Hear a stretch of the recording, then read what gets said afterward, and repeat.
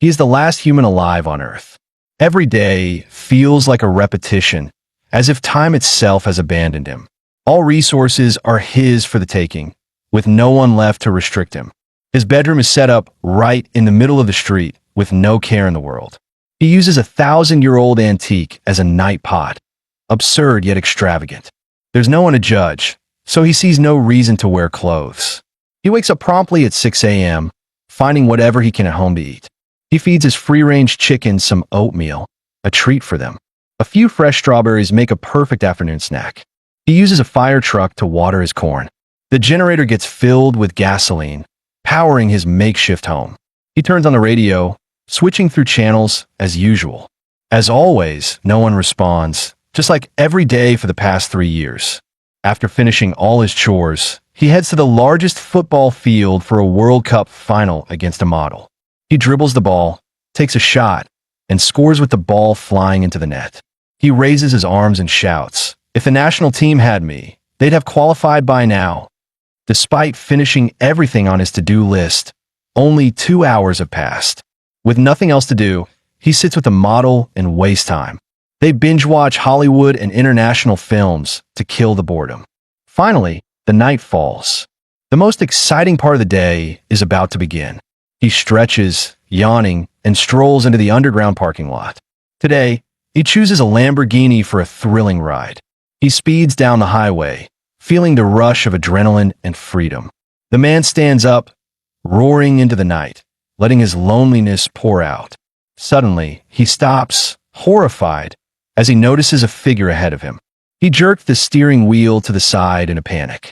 The car screeched to a halt just in time, but not without slamming into the guardrail. He didn't even care about the cuts on his face. Instead, he grabbed a flashlight and shone it ahead. His heart was racing, equal parts fear and hope. There, in the beam of light, stood a little girl holding a sheep. When she saw another living person, she got even more emotional than he did. She burst into tears, sobbing uncontrollably. Then she threw herself into his arms, clinging tightly. Feeling the warmth of her embrace, he finally dared to believe. He wasn't alone after all. He brought her back to his shelter and offered her all kinds of food. The girl devoured it hungrily, as if she hadn't had a proper meal in ages. Once she was full, she told him there were still many survivors out there. He turned on the satellite radio and, for the first time in years, received a clear signal. North America had already restored social order. They had set up offices in 26 cities around the globe to aid in reconstruction and gather survivors. Whether one wished to relocate to North America or rebuild their home locally, the United Coalition promised support. The man was so shocked, it felt like 1,000,000 alpacas were stampeding through his mind. Then excitement hit him like a bolt of lightning. There were still people. After wandering through ruins for 3 whole years without seeing a single soul, he had accepted loneliness as his fate. But now there was hope. That very night, the two of them agreed to head for Beiping, the nearest city with a coalition outpost. The next morning, they packed supplies and prepped for the journey. Then, behind the wheel of a rugged G-Wagon, they hit the road.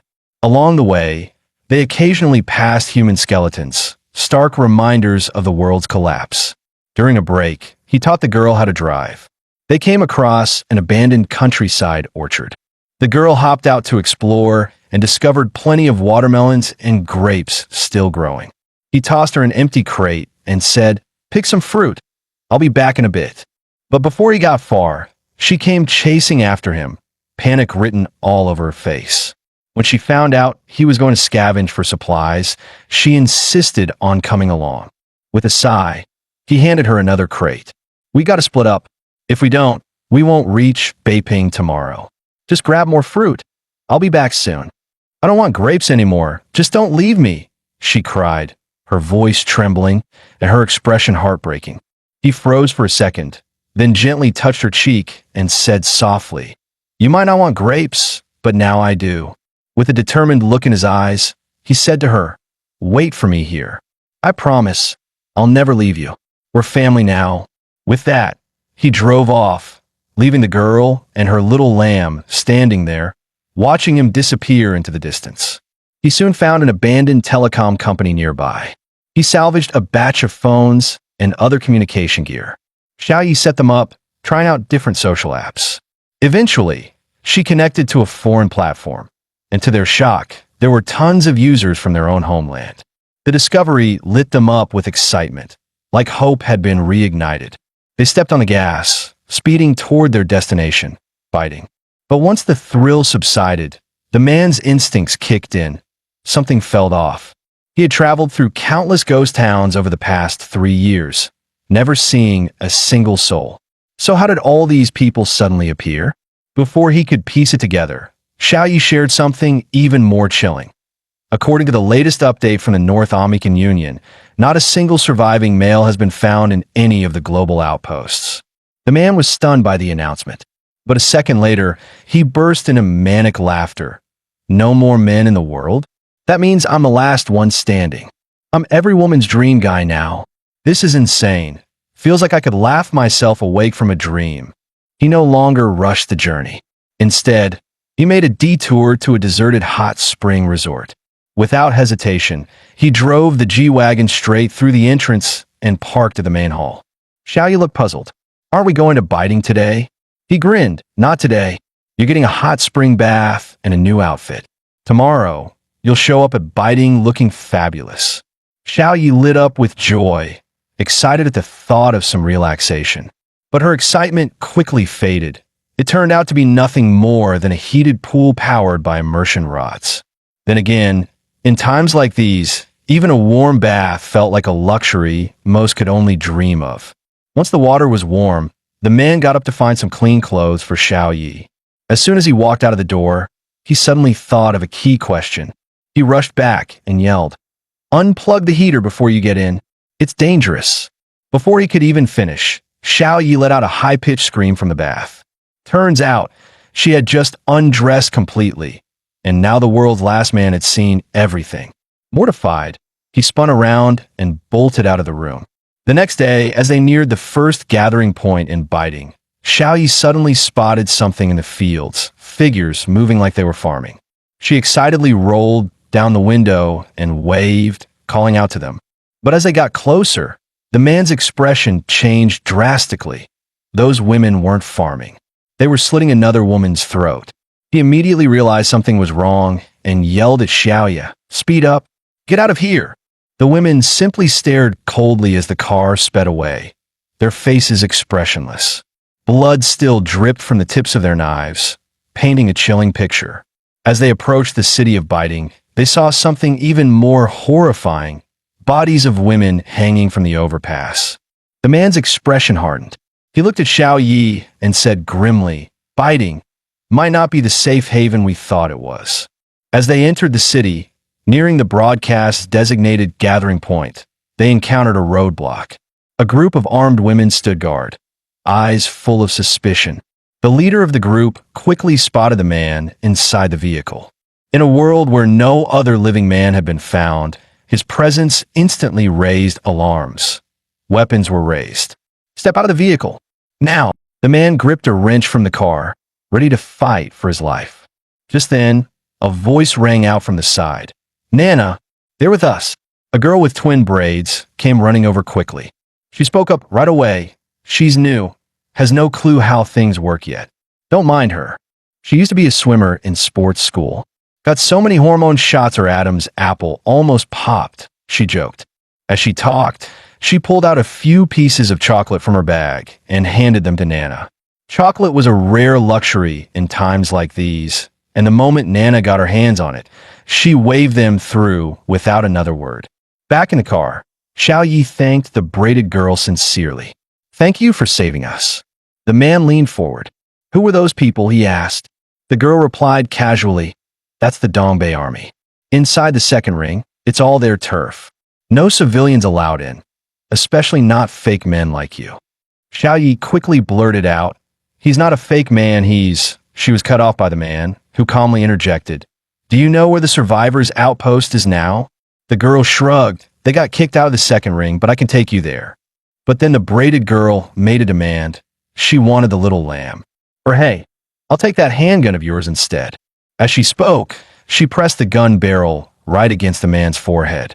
But he didn't flinch. The lamb's been with Xiao Yi from the start. She'd never give it up.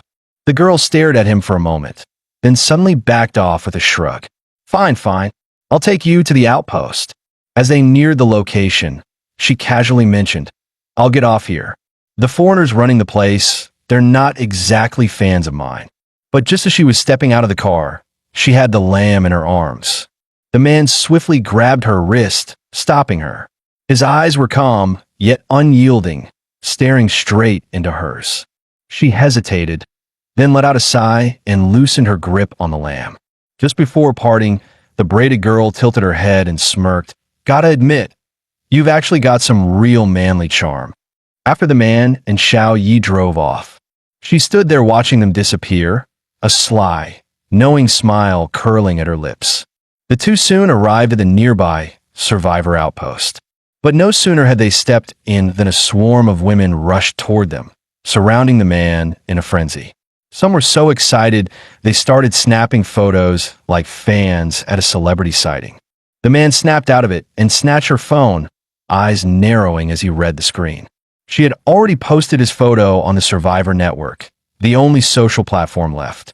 Within minutes, comments poured in. Realizing he was in trouble, the man turned to leave.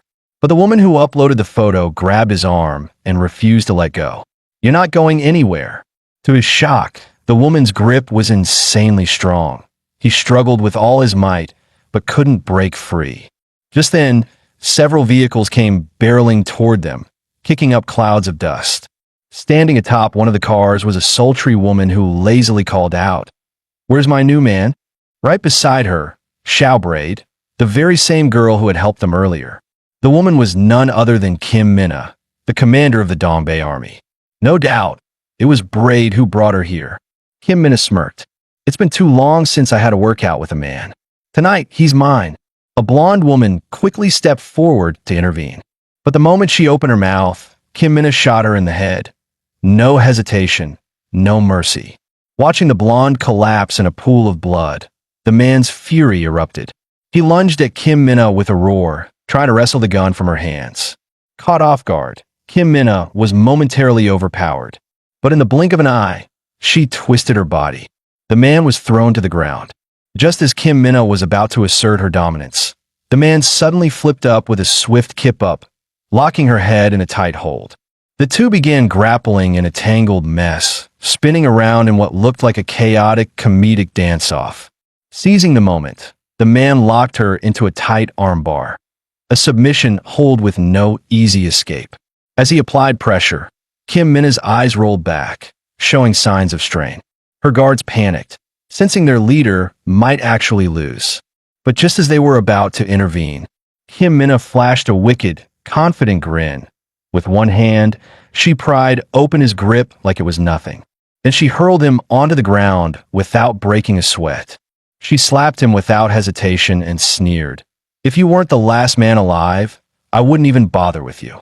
Humiliated, the man's temper exploded. He swung his left fist at her with all his might. She effortlessly caught it, with just 3 fingers. He lashed out with his right. But again, with the same 3 fingers, she trapped both his hands like a steel vise.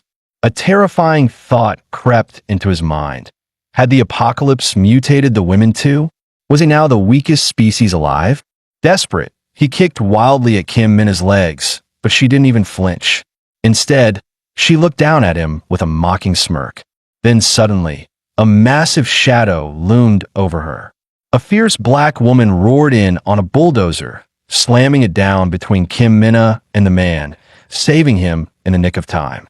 That woman was an absolute legend. As she held Kim Minna back, the man jumped into the car, frantically starting the engine. But just as he was about to drive off, he spotted Xiao Yi hiding near the door. For a moment, he hesitated, but in the end, he couldn't leave her behind. Braving the chaos and bullets, he ran out and dragged her toward the car. That same woman who had leaked his location suddenly jumped out again, blocking their path. Rage erupted inside him. This was all her fault. Without hesitation, he swung his wrench hard. "Out of my way, damn it!" Kim Minna saw him escape and immediately shouted, "After him! Don't let him get away!" But before her crew could get far, the bulldozer rammed through the car roof like it was paper. Enraged, Kim Minna leapt onto the bulldozer, gun in hand, and screamed, "Die, you traitor!" But when Kim Minna saw the calm, unreadable look in the black woman's eyes, she instantly knew something was wrong. Sure enough, she turned her head just in time to see the excavator swinging a whole car straight at her. Boom! The vehicle slammed down with pinpoint accuracy, crushing into the excavator with a thunderous crash. Meanwhile, the man and Xiao Yi jumped into the car, scrambling to escape. Xiao Yi reached out to slam the door shut, but a hand suddenly grabbed the door from outside. That a familiar face popped up. It was Braids, grinning like always. "Hey, backslash." The man's eyes widened. Without a word, he floored the gas pedal, launching the car forward.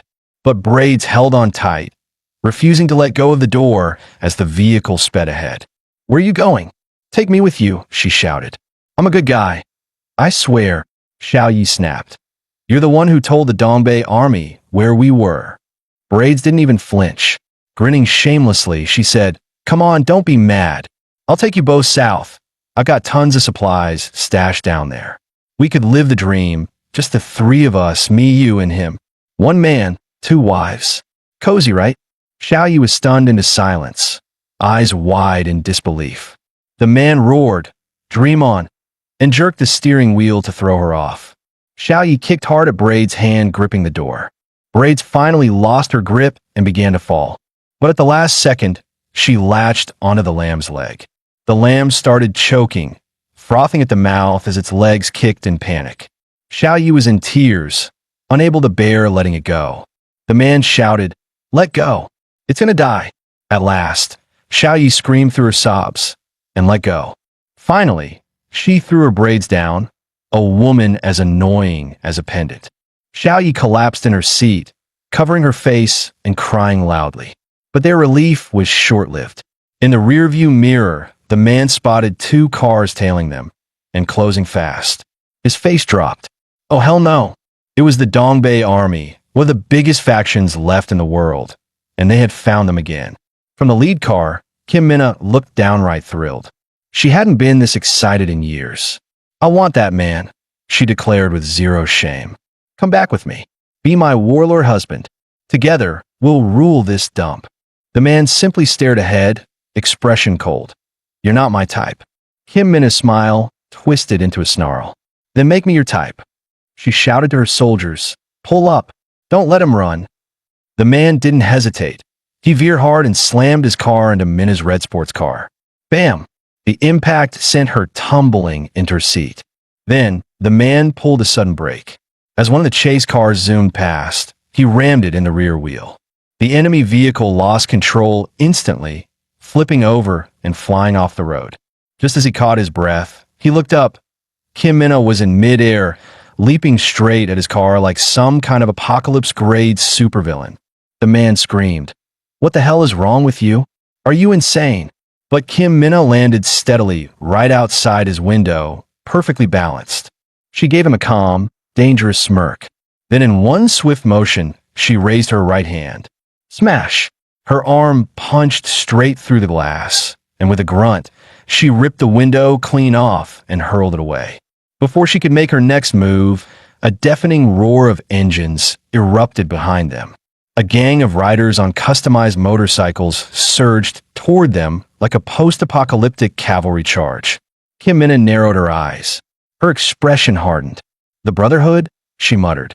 Leading the pack, a buzzcut woman yelled, "Kim Minna, we're here to settle some unfinished business about men." Kim Minna scoffed. "By gang, I've been hunting you for months, and now you show up on a silver platter?" She sneered, "A bunch of tough-talking broads. What, you think you're men now?" Before she could finish, Braids whipped out a submachine gun and let it rip. Rat-tat-tat. Several motorcycles exploded into flames. But the Brotherhood wasn't backing down. One helmeted rider pulled out a fire extinguisher and unloaded a blinding stream of foam into Braid's car window.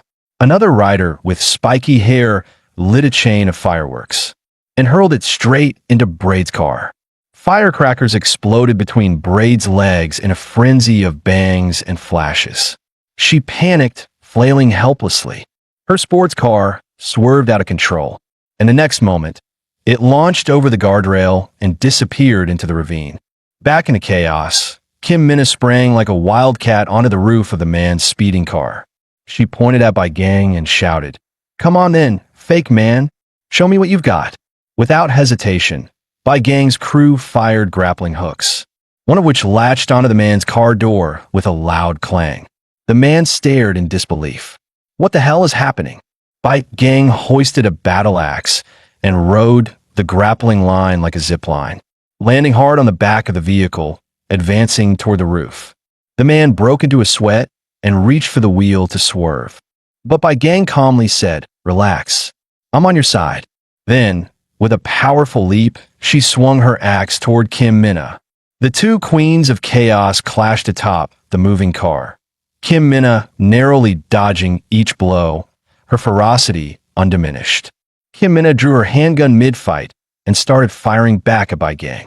But to her surprise, Bai Gang's reflexes were unreal. She dodged the bullets while balanced on a moving car. The two continued their rooftop duel, one dodging an axe, the other dodging gunfire, a chaotic ballet of carnage with no clear winner. Down below, the man saw an opening when Minna raised her leg for a kick. He slammed the brakes. Minna lost her balance and tumbled forward onto the hood, her pistol flying from her hand. "You damn man," she yelled. "I'll deal with you tonight." With a snarl, she leapt back onto the roof, springing into the fight again. This time, she pressed the attack, pushing Bai Gang back and gaining the upper hand. But the man wasn't done. He kept tapping the brakes, causing Minna to stagger, wobbling with each jolt. Enraged, Minna snapped. She kicked the sunroof open and drove her high heel straight into the man's nose. At that exact moment, Bai Gang seized the chance. Her axe came crashing down toward Minna's back. A sickening thud followed by Minna's muffled scream echoed through the air. But in a twist no one expected, she narrowly avoided the strike, slipping away at the last second like a ghost. She stared at the massive tear in her luxurious fur coat, eyes burning with rage. "You ruined my fur coat, you bastard." Without hesitation, she kicked Bai Gang off the rooftop. Bai Gang tumbled down, but managed to catch the edge of the car window just in time. Kim Minna raised her axe, ready to strike. But the man suddenly slammed on the brakes. Minna lost her footing and staggered backward. Bai Gang seized the chance, yanked on her leg hard. The man, nose still bleeding from earlier, yanked the wheel with everything he had. Kim Minna flew off the roof, crashing onto the road. For the first time, the fierce warlord looked truly desperate. She cried out, "Babe, help me." For a split second, even that wild scene stirred a hint of pity. The man didn't say a word, just stared at her sprawled figure in silence as blood trickled from his nose. But then, midair, Minna twisted her body, grabbed the grappling hook line still attached to the car, and kicked off the man's face for leverage, flipping back onto the roof with terrifying precision. The man's face went pale. She was back. He quickly grabbed the grappling hook launcher from the passenger seat. After reloading it, he leaned out through the sunroof, aiming right between Minna's legs. Without hesitation, he pulled the trigger. Kim Minna heard the snap and twisted her body in a flash. The hook narrowly missed, tearing clean through the hole in her already ruined fur coat. The hook shot forward and latched onto a traffic sign up ahead. As the car sped forward, the launcher yanked out of the man's hands, dragging Minna right into the air, leaving her dangling from the sign like a trophy. The man finally exhaled. He thought they were in the clear, until he saw her drop the coat and land barefoot on the road. She ditched her heels, crouched into a runner's stance, and then launched like a missile. "She's running barefoot and still catching up?" the man yelled. In a panic, he opened the trunk and hurled everything out, bags, tools, whatever he could find. But nothing slowed her down. Minna was relentless. Bai Gang tightened her grip on the axe, ready for round two. Minna was now so close. They could hear her feral breathing just outside the window. Kim Minna's brows furrowed, and her face flushed bright red. The man yelled in panic, Oh crap. She's about to transform or something. Just then, Minna broke out into a cold sweat, gasping heavily as her body trembled, then gradually began to slow. Finally, she dropped to her knees, unleashing a roar of frustration and rage. They had finally shaken her off for now. The group kept moving, putting more distance between them and the chaos. Once they were a safe distance away, Gang calmly leapt down from the roof. She and her squad began walking over. The man threw up a hand to stop them, eyes wary. Who the hell are you people? Gang stood tall and said, We're the Brotherhood, Northern Resistance. Just like you real men. The man snapped, Bullshit. You're all fakes. A spiky-haired member cut in, offended. We're men of this new era, just like you. Flesh and blood. Real. The man didn't argue. He just asked coolly, Can I go now? Gang stepped closer. Stay. Fight with us. Stand for men's rights. The man rubbed his temples. I don't want to fight. I just want a place to breathe. My brain's about to explode. Gang's voice grew serious. This world belongs to women now. It's not safe for men. We resist. And we need you. You're our symbol. Our hope. The man looked at the eager faces around him. So desperate. So sincere. And finally, he asked the one question weighing on his heart. If I say no, will you still let me leave? Hearing his question, Gang slowly stepped forward. The man tightened his grip on the gear shift, eyes locked, ready to bolt at any second. But instead of attacking, Gang removed a necklace from around her neck and held it out. Wherever you go, show this, and our allies will help you. The man accepted it with a conflicted but grateful heart. Then, shamelessly, he asked for weapons, gas, and a bunch of survival supplies. The Brotherhood women didn't even blink, handing them over with pride.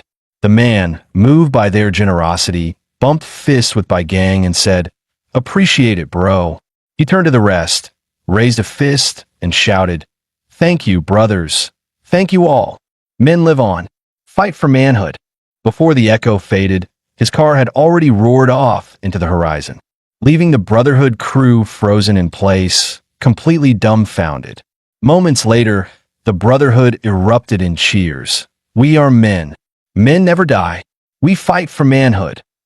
In the car, Xiao Yi watched the celebration and said softly, They really admire you. The man rolled his eyes and scoffed. They're nuts, all of them. Who would have thought? This overly made-up, sarcastic guy was actually the last man on Earth. After parting ways with the Brotherhood, he and Xiao Yi headed north. As they approached Jiangyang Bridge, they noticed a roadblock, but not a single soul in sight. The man stepped out, intending to clear the debris.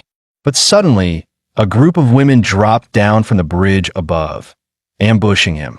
Panicked, he turned and bolted, yelling, Xiao Yi, start the damn car.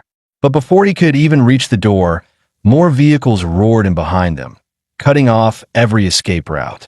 The man pulled out his weapon and yelled, Bring it on. Let's do this. A second later, he was tackled to the ground. Both he and Xiao Yi were forced to kneel, hands bound. The leader, a girl with twin ponytails, stepped forward and demanded to know where they were from. The two blurted out different answers on the spot. That was enough. Accused of being spies, they were about to be thrown off the bridge. In desperation, Xiao Yi suddenly shouted in her hometown dialect, swearing they weren't spies. The twin-tail commander frowned, sensing something off, and ordered her team to stop. Take them back first, she said.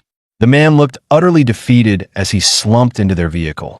They were taken to a massive estate with a grand entrance, boldly marked Jiangnan Manor. As they passed through the courtyard, the man stared in disbelief. Every woman was wearing traditional Han clothing.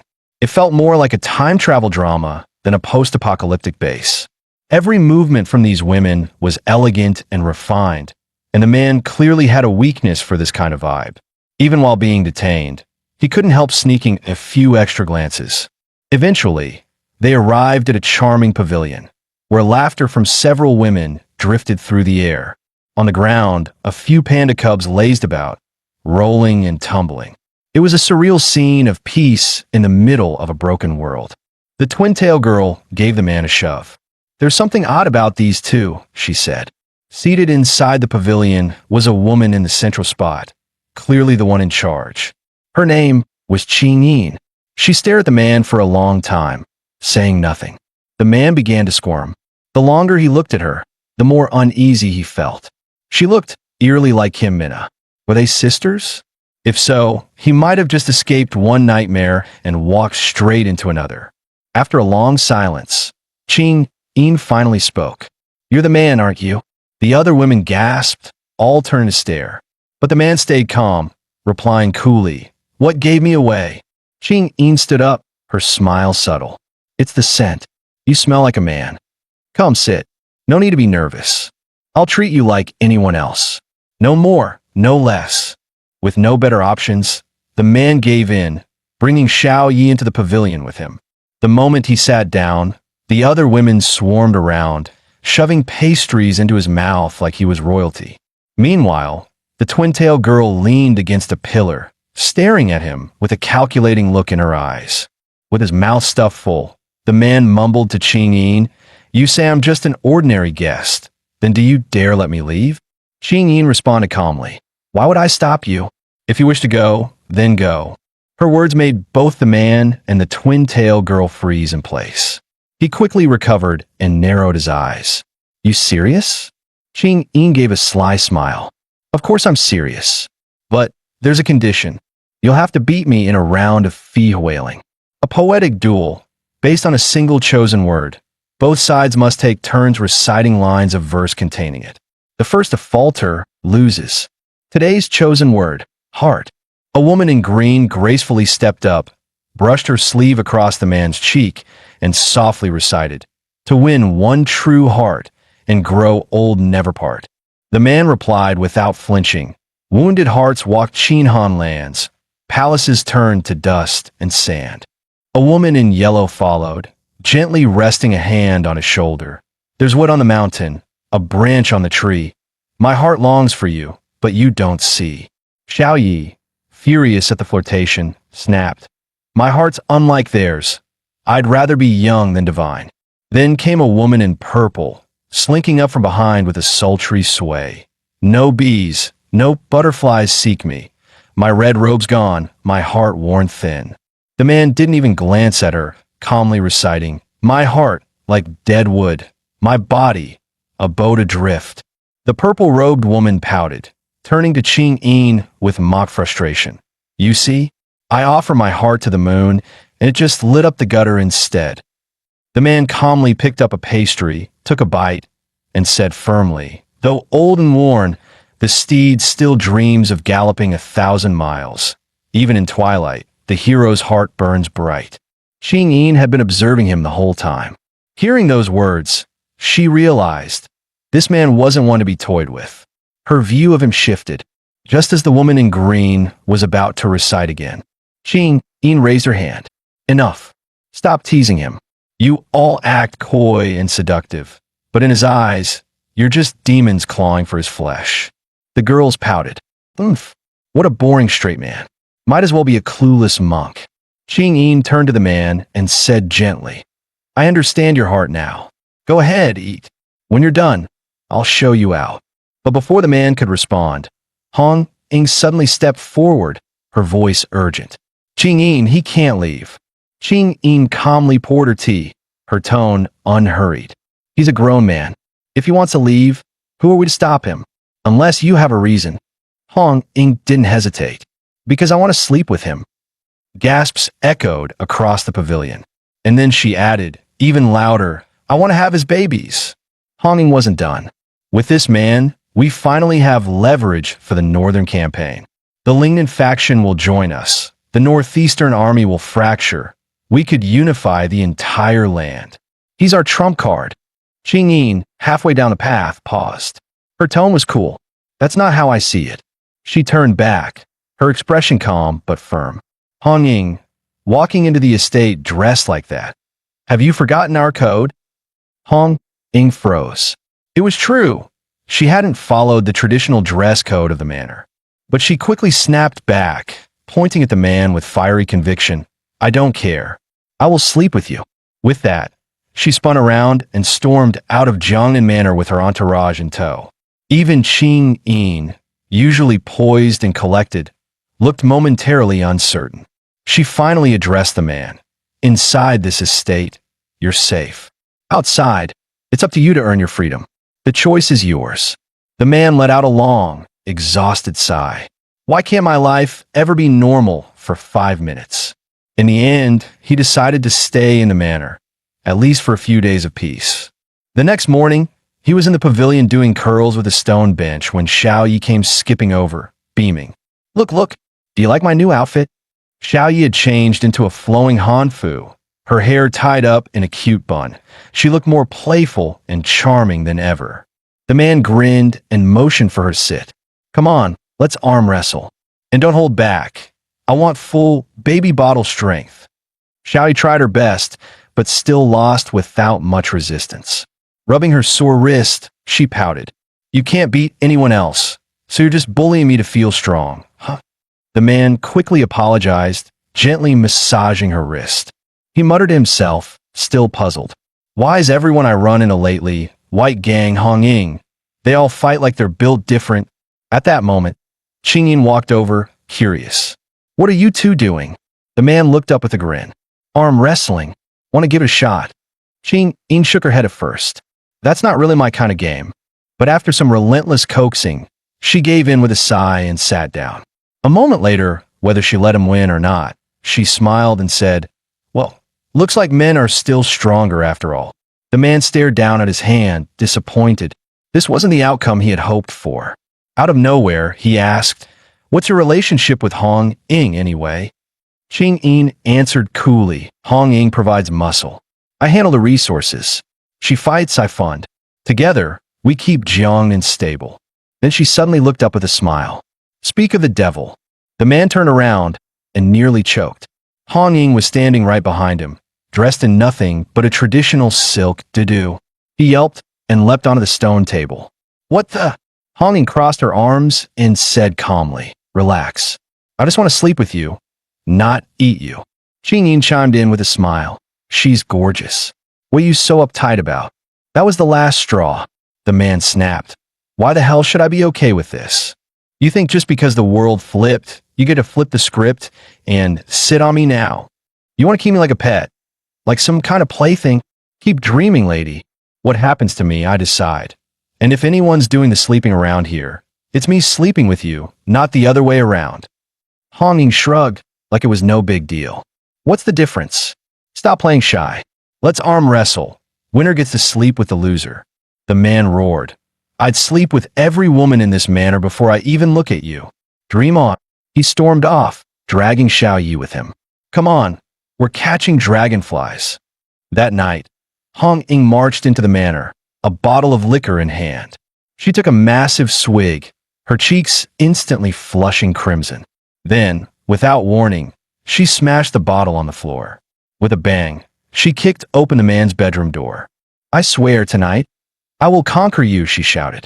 As she stormed toward him, he backed up fast, panic creeping into his eyes.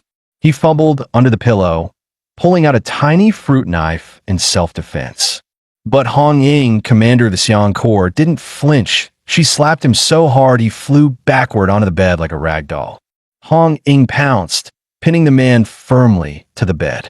She was determined to prove her dominance, physically. But the man wasn't about to just give in. He bit down hard on her ear, refusing to surrender. Blood dripping from her ear. Hong Ying's expression darkened. All right then, you asked for it. She rolled up her sleeves, and with no mercy, slapped him left and right, a full set of 18 face slaps in rapid-fire succession. The man was totally overwhelmed. Her combat power was unreal. He stood no chance and collapsed in defeat. With him limp and breathless, Hong Ying stripped him down without hesitation, claiming it would help fully analyze the fight's finer details. The wild bout left her panting, sweat trickling down her temple. Looking at the now-naked man, something in her softened. Just as she was about to offer him a rare moment of tenderness, he lunged forward and headbutted her square in the nose. But this was Hong Ying, Xiang Corps commander. Not only was she strong, she was tough. The headbutt barely fazed her. Furious, she grabbed the man by the collar and growled, Are you out of her damn mind? Then, bam, she returned the favor with a skull-cracking headbutt of her own. Blood sprayed. He was down, but Hong Ying still wasn't done. She punched him again and again, right in the face. What? I'm not good enough for you, she screamed.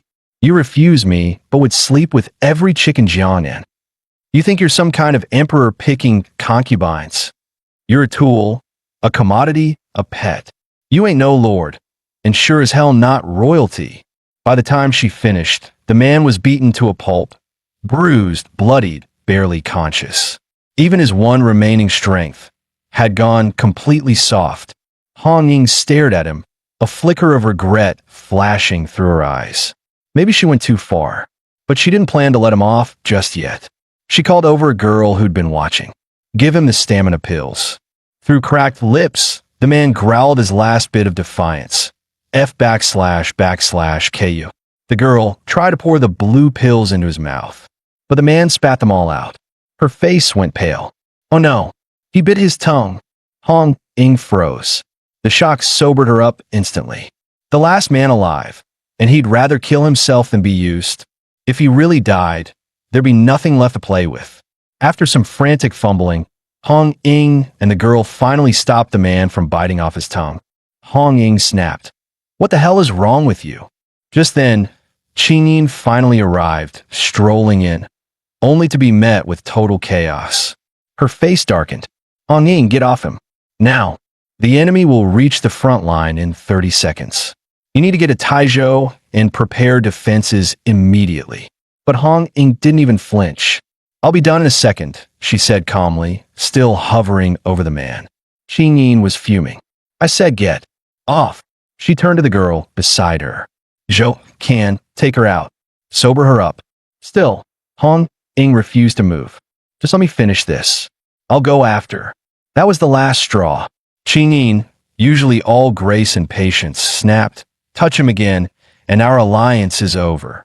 If you touch him again, your Xiong Corps will lose everything. No more supplies, no more support. Step out of Jiangnan, and you'll never cross Xian River again. Realizing Qingyin wasn't bluffing, Hong Ying finally stepped off the bed, though clearly pissed. She walked up to Qingyin and muttered, What the hell is your problem? He's the last man on Earth. You don't want to use him. What, planning to keep him as some kind of mascot? Qingyin's tone softened. Hong Ying, he's a person, not a toy. But Hong Ying cut her off and walked out, tossing over her shoulder, whatever. He's not even functional right now. Keep him if you want. Then she called out, Zhou Can, stay here and keep an eye on him. After everyone left, the man sat alone by the lake. Everything he'd gone through had drained him, physically and mentally. Qingyin and Xiao Yi eventually approached. Qingyin asked, tongue didn't work. What now? Planning to drown yourself? The man gave a weak chuckle. I thought a world ruled by women would be gentler. Turns out, it's not about gender. It's about power. He looked up at her. So what's your plan for me? Qingyin sat beside him and said calmly, Pull yourself together. Don't you still want to make it to Northmere? The man smirked, eyes still down. Spare me the good cop, bad cop routine. You never intended to let me go. Qingyin met his gaze. On the contrary, I want you gone, as soon as possible. You're not as valuable as you think. Keeping you here will only bring disaster to Jiangnan.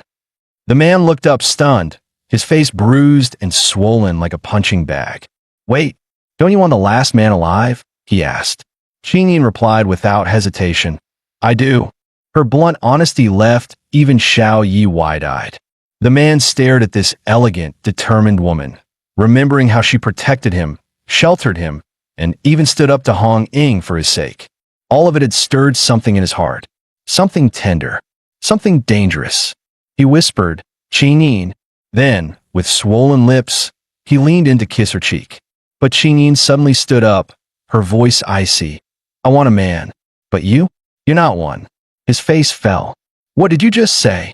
Qingyin looked down at him and said firmly, The men I remember don't crumble into self-pity the second things go south. The man pointed to his swollen, bruised face. Self-pity. You think I beg for this? I've survived in a world crawling with monsters, completely powerless. And you're calling that a little setback? Are you serious? Qingyin didn't acknowledge his outburst. She simply said, "I thought I'd found the last man on Earth, but all I see is a kid on his first trip away from home." The man didn't argue. He just sighed, stood up, and turned to leave. As he walked, he muttered, "You're right. Without strength, I'm nothing. I'll just go back to Sichuan." Qingyin stared at his back, voice rising with frustration. Strength isn't all that makes a man. Grit, reason, confidence, and willpower. That's what defines a real man. Her tone sharpened. "You know you can't go back to Sichuan. Your future is chaos. You'll never have peace. And the only weapon you have, the only one that's truly yours, is what no one else in this world has left, a man's will." Without turning around, the man muttered, "That's not a man you're describing. That's a superhero." Qingyin's voice rang out, firm and unyielding. "And being the only one means you must surpass. If there's only one man left, then yes, he has to become a superhero." The man stopped walking. Qingyin went on, "You asked me, why did women change? Why are you the only man? Why haven't you seen anyone in 3 years? I don't know, but you can find out. For yourself, and for all of us. If the answer's not here, go to North America. If it's not there, go to Europe, Africa, anywhere. Just keep going until you find it." But the man still looked like a deflated balloon, slumped and lifeless. He turned and muttered, "You make it sound wise, but honestly, what's going to be different out there?" Qingyin snapped, shouting, "Don't you get it? You're not running away from death. North America won't have pacifiers or palaces or peace and quiet. It'll be chaos, fear, and the unknown. But you can't run. You have to face it. That's the only way to reclaim your strength and prove you're a man. As long as you stay in this courtyard, you're nothing. No strength, no freedom, no manhood. Got it?" The man went quiet. He seemed thoughtful, or maybe just numb. Then, without a word, he stepped onto the edge of the garden wall. Splash. He dove straight into the lake. But he wasn't giving up. That leap was a turning point. Qingyin's words had finally sparked something in him. He had made his decision. He would search for the truth of this broken world. Before leaving, he tried to entrust Xiao Yi to Qingyin, hoping she could look after her like a real little sister. But Xiao Yi shook her head firmly. She refused to stay behind. In this shattered world, they were no longer just companions. They were all each other had. At dawn the next day, Qingyin personally escorted the man and Xiao Yi to the gates of Jiangnan Manor. But just outside, they were blocked. Hong Ying's armed guards were already waiting, weapons drawn, refusing to let them pass. Qingyin narrowed her eyes. "Step aside." The women hesitated. Though they feared Qingyin, their orders were clear. No one leaves. Without another word, Qingyin launched a brutal roundhouse kick. Crack!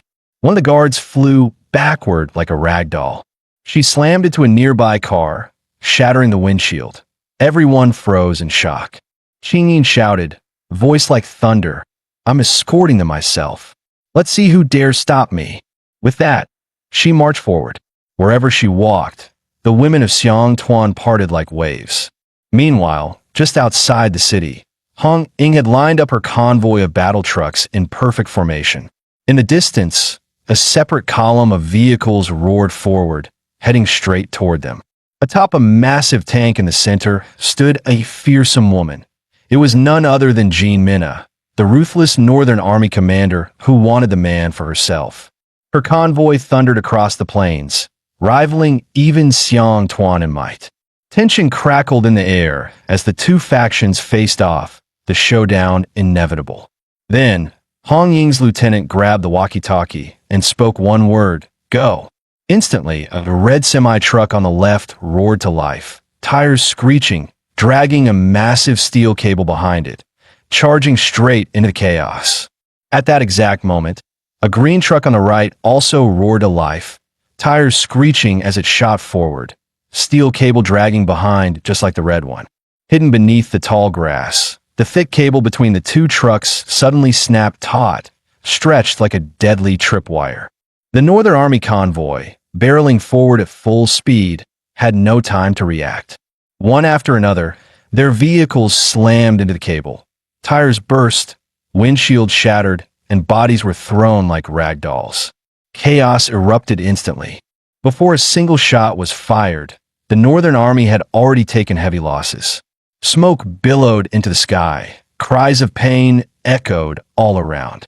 Jean Minna raised both hands, signaling her convoy to stop. Standing atop her vehicle, she didn't even glance at the wounded. Instead, she shouted, "Hong Ying, have you seen my husband?" Hong Ying didn't entertain the provocation.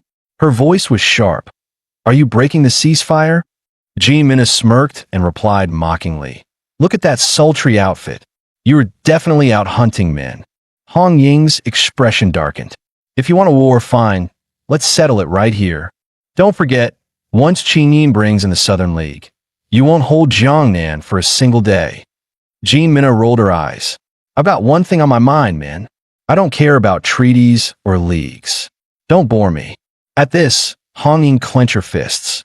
Already frustrated from last night's disaster, she snapped, "I haven't seen your damn man." Hong Ying's voice turned ice cold. "But if you dare cross the Tsang River, I'll kill every last person who looks like a man." Jean Minna just smirked. Southern girls sure are a handful. Meanwhile, Qin Yin was personally driving the man and Xiao Yi towards Shanghai. The streets were clean and orderly, with elegantly dressed women strolling about as if the apocalypse had never touched this place. Xiao Yi looked out the window, her voice tinged with longing. "This is my hometown. Can I go back to see it again, even if no one's waiting for me?" Qin Yin nodded gently. "Of course. Just don't let it break your heart. The world's not the same anymore." Just then, the man narrowed his eyes, spotting something strange down an alley. A group of women were surrounding someone, hands wandering, voices teasing. The person slumped on the ground, barely conscious, clearly unable to resist. But what struck the man was the buzz haircut and the stubble on that face. That wasn't just anyone. That was a man. He froze. "Wait, I thought I was the last man on Earth. Who the hell is that?" The man shouted. "Stop the car. Qin Yin, look. That's a man. Those two women are harassing a man." Both Qin Yin and Xiao Yi turned to look down the alley. But they had already driven past. It was too late to see anything from their angle. The man unbuckled his seatbelt, ready to leap out. "Don't go," Qin Yin warned sharply. "This isn't something you can fix." "We have to," he snapped. "He's one of us, another man." "It's too dangerous," Qin Yin replied. "And this city's been cleared. There shouldn't be any men left." But the man didn't listen. He grabbed a weapon from the back seat. "Then I'll see for myself." He sprinted back to the alley, only to see a dazed, mustached man being yanked by the arm. One of the women sneered. "Can't even last one night? And you call yourself a man?" The mustached guy weakly flailed his arms, but his resistance was barely there. "Let him go," the man shouted, raising his gun. The woman turned to him, her face lighting up in delight. "Oh, this one's even hotter." Her friend giggled seductively, eyes gleaming. "That voice. God, it's giving me chills." Seeing the women unfazed, the man cocked his weapon with a loud clack, a clear warning. The moment they realized he wasn't bluffing, their playful smirks vanished. Just then, two intense beams of headlights lit up the alley, blinding them momentarily.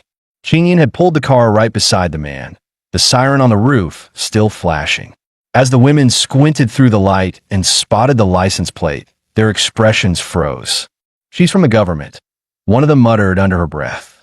Knowing they were in over their heads, the two backed off, letting go of mustache guy with a miffed buzzkill. Xiao Yi stepped out of the car, and the man lowered his weapon as the tension eased. Walking closer under the headlights, he stared intently at mustache guy, who was staring right back, just as wary. As the man's eyes scanned mustache's flat stomach and slightly raised chest, a terrible realization struck. He reached out and tugged at mustache's face. Sure enough, the fake mustache came right off with a gentle pull. His heart sank. Qin Yin was right all along. There really weren't any other men here. But then, mustache's gaze caught the necklace hanging from the man's neck, the very same one Bai Gang had given him, the symbol of the men's resistance. Mustache's eyes went wide. "Wait, you're..." Bang! A deafening crash cut her off.